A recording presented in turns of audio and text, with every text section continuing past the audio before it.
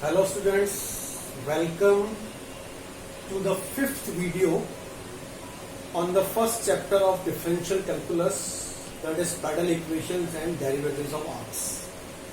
In my last lecture, I discussed with you the theory of getting Padel equation from polar equation. It means we are given a polar equation of a curve and we want to change it into Padel equation. A very important task of this chapter. और इस task को करने के लिए मैंने आपको जो theory explain की थी वो एक फ्लो चार्ट के माध्यम से एक्सप्लेन की थी. वो फ्लो चार्ट यहाँ आपको वापस दिख रहा होगा. तो इस फ्लो चार्ट को सामने रखते हुए हम आज एक क्वेश्चन लेकर इस टास्क को करने जा रहे हैं. तो देखिए क्वेश्चन, ये आपकी बुक्स का क्वेश्चन है. ये एक कर्व की पोलर इक्वेशन है. r equals to a1 plus cos theta. Later on you will read that this curve is called cardioid और इसकी आप ट्रेसिंग भी करेंगे. पर फिलहाल हमें इस पोलर इक्वेशन को पैडल इक्वेशन में चेंज करना है. तो जैसा कि आप यहाँ देख रहे हैं कि मेन फॉर्मूला जो हमारे को इस टास्क में है, जिससे हमें स्टार्ट करना है, वो है p equals to r sin phi. इस फॉर्मूले में हम phi की जगह in place of phi we will put value of phi in terms of theta. और ये value of phi in terms of theta जो है ये हम इस फॉर्मूले से ऑब्टेन करेंगे. तो सबसे पहले हम ये एडवाइस करेंगे कि आप इस फॉर्मूले को यूज करके यहां जो चीज यूज में आने वाली है phi की value in terms of theta को हम पहले फाइंड कर लेंगे. तो इसके लिए मैं स्टार्ट करता हूं. इस इक्वेशन को मैंने नंबर 1 पुट कर दिया और फिर मैंने स्टार्ट कर दिया differentiating 1 with respect to theta. ठीक है, क्योंकि इसमें मुझे D theta by D R की वैल्यू चाहिए. तो आप देखिए D R by D theta, मैंने इसका दोनों साइड डिफरेंशिएट किया तो I will get minus A sine theta. ठीक है, so now I am going to find tan phi. What is the formula of tan phi? R, I am writing it in this way. Usually we write in this way. Now I put value of R and dr by d theta in this formula from 1 and 2. तो अगर आप ये value यहां put करें R की जगह, a1 plus cos theta और इसकी वैल्यू है हमारी minus A sine theta. Okay, तो अब आप नेचुरली इसको जैसा कि मैं आपको पहले के वाले वीडियोस में एक्सप्लेन कर चुका हूं, यहां आपको इस एक्सप्रेशन को tan में कन्वर्ट करना है. तो यहां a से a कट हो गया. देन आपने इसको लिखा 2 cos स्क्वायर थीटा बाई 2. ये 1 प्लस cos थीटा का वेल नोन फॉर्मूला है. और माइनस साइन थीटा को आपने लिखा minus 2 sine theta by 2 cos theta by 2. और इसको हम सॉल्व करके यहां लिख रहे हैं. तो आप देखिए 2 से 2 कट, एक cos कट, तो I get minus cot theta by 2. यानी कि मैंने अब तक क्या प्रूव किया, tan phi is equal to minus cot theta. मैंने आपको पहले बता रखा है कि मेरी कोशिश क्या होगी, I want to express it in terms of tan plus 10. तो how can I write minus cot in terms of plus 10? तो by using formula tan pi by 2 plus, which formula I am using? tan pi by 2 plus x is equals to minus cot x. तो यह x की जगह theta by 2 को आप treat करके formula आपने लगाया. तो in this way I have proved tan phi equals to, यहां मैंने सीक्वेंस में नहीं लिखा है बोर्ड छोटा होने की वजह से, पर आप समझ पा रहे होंगे कि tan phi को मैंने इसकी इक्वल प्रूव कर दिया. tan phi equals to tan pi by 2 plus theta by 2. तो इससे मुझे क्या लिख पाने में मैं सक्सेसफुल हो गया, value of phi in terms of theta. तो आप देख पा रहे हैं tan से tan हट जाएगा, तो I will get phi equals to pi by 2 plus theta. ये मेरी थर्ड इक्वेशन में डाल दूंगा. ठीक है, then I will start the formula. अब हम लिखेंगे now we know P equals to R sine five. ये हमारा वेल नोन फॉर्मूला है। अब यहां जैसा कि आप फ्लो चार्ट में देख रहे हैं, फाइव की जगह मुझे थीटा रखना है, तो ये फाइव की value in terms of theta मैंने यहां पुट कर दी। P equals to R sine pi by 2 plus theta by 2, तो this becomes R cos theta sine pi by 2 plus x equals to cos x। ठीक है, तो यहां पर मुझे P की वैल्यू क्या मिली? P equals to R cos theta है, यानी P की वैल्यू R और थीटा के टर्म्स में मिली है। तो अब मुझे यहां पर क्या करना है? इस थीटा की टर्म्स को हटाना है। यहां देखिए आप, थीटा की जगह R की टर्म लेके आनी है, और ये काम मुझे कौन करके देगा? कर्व की इक्वेशन करके देगी। कर्व की इक्वेशन मीन्स नंबर 1। तो अब मुझे यहां पर ये सोचना है कि मैं ऐसा क्या काम करूं ताकि cos थीटा बाई 2 की जगह R की टर्म आ जाए। तो इसके लिए मैं 1 को देखूंगा, तो क्या 1 मुझे cos थीटा बाई 2 की value in terms of R दे रही है? तो आप देखिए यहां तो cos थीटा बाई 2 है ही नहीं, instead we have cos theta है। तो अगर यहां पर cos थीटा होता तब तो मैं यहां से cos थीटा की वैल्यू निकाल देता, R की टर्म्स में इजीली क्या रख देता। लेकिन अब तो cos थीटा बाई 2 है, तो cos थीटा, या तो हम इसमें कुछ ऐसा काम करें ताकि cos थीटा बन जाए cos थीटा बाई 2, या हम रिवर्स वे में इसको cos थीटा बनाते हैं, सो दैट इसमें कोई चेंज नहीं करना पड़े, यहीं पे चेंज करके यहां से cos थीटा की वैल्यू निकाल के यहां पुट कर देंगे। तो आप देखिए ध्यान से, ये इंपॉर्टेंट स्टेप है। मैं इसको क्या कर रहा हूं? cos थीटा बाई 2 को मैं लिख रहा हूं cos square theta by 2 under root. I can write so, because इसका रूट लेने पर वापस cos थीटा बाई 2 आएगा। अब मैंने यहां पर एक एडजस्टमेंट और किया, मैंने यहां √2 से डिवाइड और इंटू कर दिया। क्या किया students? Dividing and multiplying by √2। अब ये मैंने क्यों किया? थोड़ा सा आप दिमाग पे जोड़ डालिए। तो आप देखिए इधर, ये मैंने इसलिए किया क्योंकि मेरे दिमाग में एक फॉर्मूला चल रहा है 2 cos स्क्वायर थीटा बाई 2 का, that is 1 plus cos theta. मैं जानता हूं कि मुझे cos थीटा बाई 2 को अगर cos थीटा में बदलना है तो मुझे 2 cos स्क्वायर थीटा बाई 2 की एक्सप्रेशन चाहिए, जिससे कि ये काम इस वे में करना पॉसिबल हो जाएगा। अब इससे हमको क्या एडवांटेज हुआ?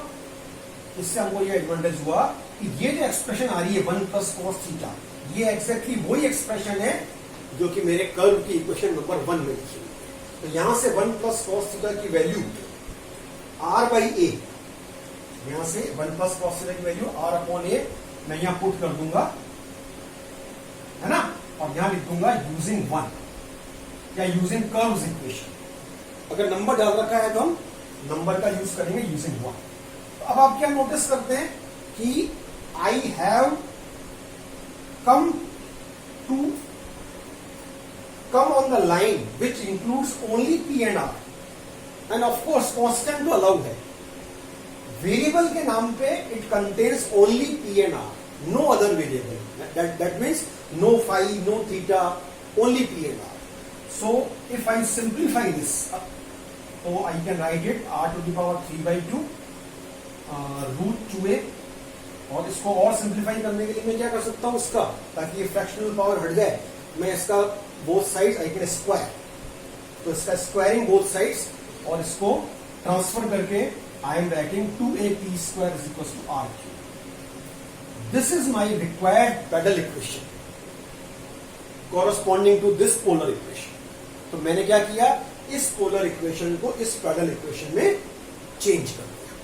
तो ये आपने जो आज काम सीखा, ये बहुत इंपॉर्टेंट काम है। इसको आपको जितने भी दूसरे क्वेश्चंस हैं आपके बुक्स में, solved as well as unsolved, वो आपको ट्राई करने हैं, क्योंकि ये क्वेश्चंस फ्रीक्वेंटली आपके यूनिवर्सिटी एग्जाम में आते हैं। और अभी जो हमने जस्ट क्वेश्चन किया, ये भी आपके MDS 2017 में क्वेश्चन एग्जाम में आए हुए हैं, you can check from paper. अब इसके बाद जो हम नेक्स्ट काम करने जा रहे हैं वो भी सिमिलर काम है, ऑब्टेनिंग पैडल इक्वेशन, पर अब हमें गिवन होगी कार्टेशियन इक्वेशन। कार्टेशियन इक्वेशन को हम पैडल इक्वेशन में बदलेंगे, ठीक है। तो ये थोड़ा सा डिफरेंट काम है कार्टेशियन इक्वेशन को पैडल इक्वेशन में बदलने का। देखिए आप इसके लिए मैं आपको एक क्वेश्चन लेकर स्टार्ट कर रहा हूं। ये मेरे एक कर्व की इक्वेशन है और कोऑर्डिनेट ज्योमेट्री से you are familiar that this is the equation of a parabola, sorry this is the equation of a hyperbola. तो ये एक हाइपरबोला की कैसी इक्वेशन है? कार्तीय समीकरण। इसको आपको पैडल में चेंज करना है। अब ये थोड़ा सा पोलर टू पैडल वाले वर्क से थोड़ा सा मामूली सा डिफिकल्ट वर्क है। क्यों?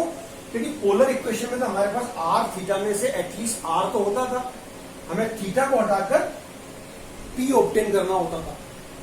लेकिन यहां तो ना तो ऑलरेडी आर है ना थीटा है, हमको एक्स भी हटाना है, यहां पर वाई भी हटाना है और हमको चाहिए पी एंड आर। तो ये काम करने के लिए सबसे पहले मैं लिख रहा हूं, ये आपको इस तरह के हर क्वेश्चन में काम करना पड़ेगा।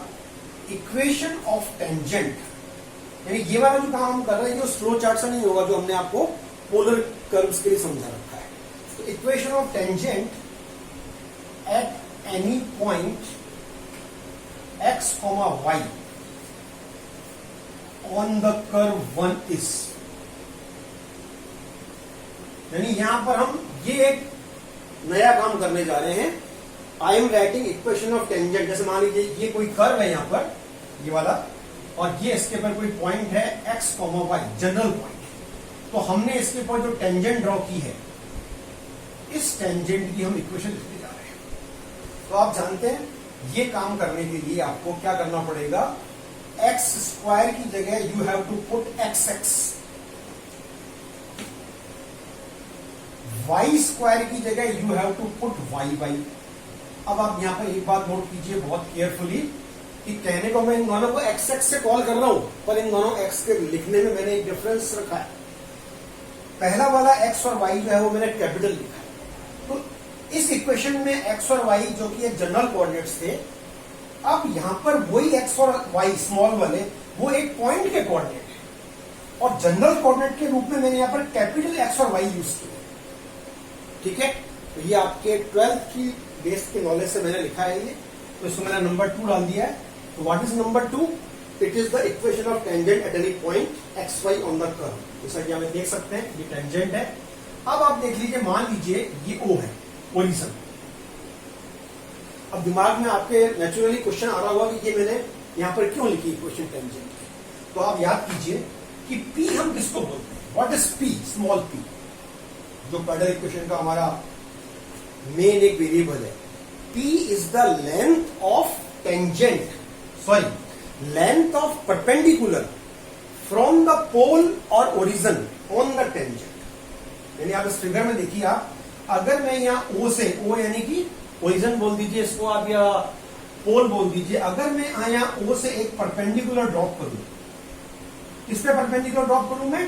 टेंजेंट पे। इस टेंजेंट की लेंथ को हम बोलते हैं P। ओके, तो I am finding P। What is P? Length of perpendicular from 0 0 on 2 means equation of tangent. ठीक है, तो अब आप ये जो फॉर्मूला आप टेंजेंट लेंथ ऑफ परपेंडिकुलर के लिए कौन सा वाला लगाना चाहेंगे आप, जो कि आप कोऑर्डिनेट ज्योमेट्री में 11th-12th में पढ़ चुके हैं। यानी कि 0 0 से हम इस पर एक परपेंडिकुलर में डाला, इसकी इक्वेशन ये है। तो आप लेंथ निकालने के लिए क्या करते थे? जिस पॉइंट से हमने परपेंडिकुलर डाला या ड्रॉप किया, उस पॉइंट के कोऑर्डिनेट हम इसमें फिल कर देंगे। इसमें फिल कर देंगे, इसमें जनरल कोऑर्डिनेट की जगह। तो यहां पर जनरल कोऑर्डिनेट हमारे कैपिटल एक्स और कैपिटल वाई है। तो मैंने इसकी जगह अगर 0 0 फिल किया तो ये पूरा कंप्लीट साइड तो क्या बन गया? 0। फिर ये 1 इधर आ गया, तो length of perpendicular is -1 upon, फिर हम नीचे क्या करते थे याद कीजिए आप, मैं यहां पर नीचे करता था sum of the squares of coefficient of X and Y. कौन से एक्स और वाई? जनरल। तो जनरल यहां पर एक्स और वाई कैपिटल वाले हैं, तो इनके कोफिशिएंट्स कौन है? Small x upon a square और minus y upon b square. इनका स्क्वायर करके मैं यहां ऐड कर दूंगा, x square upon A4 plus y square upon B4। ठीक है, तो ये जो मेरी इक्वेशन हमारे पास मुझे मिली है, इसको मैं थोड़ा सिंप्लीफाई कर रहा हूं। कैसे सिंप्लीफाई कर रहा हूं? मैं इसका दोनों साइड स्क्वायर कर रहा हूं। स्क्वायर के साथ साथ एक काम मैं यहां साथ कर देता हूं, इसका मैं रेसिप्रोकल कर देता हूं। तो I will gate 1/p square, square करके रेसिप्रोकल यानी उल्टा कर दिया। यहां पर आ जाएगा x square upon a4 plus y square upon b4। This is my number 3 equation. Okay, अब देखिए आप इसके बाद मुझे इस इक्वेशन में वेरिएबल कौन कौन दिख रहे हैं, p, x एंड y। मुझे यहां पर क्या करना है? मुझे यहां पर p और r लेके आना है पैरेलल इक्वेशन के। तो नेचुरली मुझे यहां से x और y हटाना है। तो x और y कैसे हटाएंगे? r कैसे आएगा? क्योंकि r की तो अब तक कोई इक्वेशन नहीं लिखी हमने, कोई रिलेशन नहीं लिखा हमने। तो हम यहां पर कहेंगे we know r square is equal to x square plus y square, that is number 4। ठीक है, अब देखिए आप, चूंकि मुझे वीडियो टाइमली फिनिश करना है तो ये क्वेश्चन थोड़ा लंबा पड़ेगा, तो मैं आपको अभी इसकी थोड़ा नक्शे में बता रहा हूं। इसको आप कंप्लीट कीजिएगा, नहीं होगा तो हम इसको नेक्स्ट लेक्चर में कंप्लीट करेंगे। आपको क्या करना है, इक्वेशन नंबर 1 और 4, इक्वेशन 1 को मैं रीराइट करता हूं। कैसे? एल्शियम लेकर और सिंप्लीफाई वे में लिखकर। तो आप नोट कर सकते हैं, I will get b square x square minus a square y square. ये मैंने इसका एल्शियम ले लिया, और एल्शियम जो a स्क्वायर बी स्क्वायर आया वो मैं इधर ले गया। तो ये इक्वेशन मेरी ऐसे बन गई। इसको मैंने 5 नंबर डाल दिया। अब आपको करना क्या है, वो आप थोड़ा अपने आप ट्राई कीजिएगा। आपको इन दोनों इक्वेशंस को साइमल्टेनियसली सॉल्व करना है। Solve 4 and 5 for X square and Y square, यानी आपको एक्स स्क्वायर की value in terms of R square, A square, B square मिल जाएगी। वाई स्क्वायर की value in terms of R square, A square, B square मिल जाएगी। कैसे मिल जाएगी? जैसे आप दो इक्वेशन सॉल्व करते हैं एक्स वाई के लिए, आप वाई की टर्म्स को कैंसिल करते हैं, एक्स निकल जाता है। ऐसे यहाँ पर वाई स्क्वायर की टर्म्स को अगर आप कैंसिल करना चाहोगे तो कैसे कीजिएगा? आप दोनों साइड आप ए स्क्वायर से मल्टीप्लाई करोगे, ए स्क्वायर से, क्योंकि यहाँ पर ए स्क्वायर है माइनस का, यहाँ प्लस ए स्क्वायर बन जाएगा। उसको आप ऐड करोगे, एक्स स्क्वायर निकल जाएगा, फिर वाई स्क्वायर निकल जाएगा। तो ये जो एक्स स्क्वायर वाई स्क्वायर की आपकी वैल्यूज आ रही हैं, ये आप यहाँ पुट कर दीजिएगा इसमें 3 में। यानी इसको अगर मैं 6 नंबर डालूं, इसको 7 नंबर डालूं, तो lastly I will use equation 6 and 7 इन 3। तो आप समझ सकते हैं कि यहां से एक्स स्क्वायर वाई स्क्वायर की जगह क्या आ जाएगा? आर स्क्वायर की टर्म्स, और ए स्क्वायर बी स्क्वायर से तो हमारा कोई ऑब्जेक्शन है ही नहीं। इन this way you will get final answer which will be the required parallel equation of this Cartesian equation. ये वेरी वेरी इंपॉर्टेंट क्वेश्चन है, ये भी आपके एग्जाम्स में आया हुआ है। तो इस क्वेश्चन को आप कंप्लीटली आंसर तक ले जाइएगा। फिर भी अगर आपको किसी को आंसर नहीं आता है, कोई दिक्कत आती है, तो आप कमेंट में लिखिएगा, मैं आपको इस क्वेश्चन को कंप्लीट करके सॉल्व करके बता दूंगा। Thank you very much. Next chapter में हम इस चैप्टर का जो लास्ट हमारा टॉपिक बचा हुआ है डेरिवेटिव्स ऑफ आर, उसके फॉर्मूले और क्वेश्चन डिस्कस करेंगे। Thank you very much.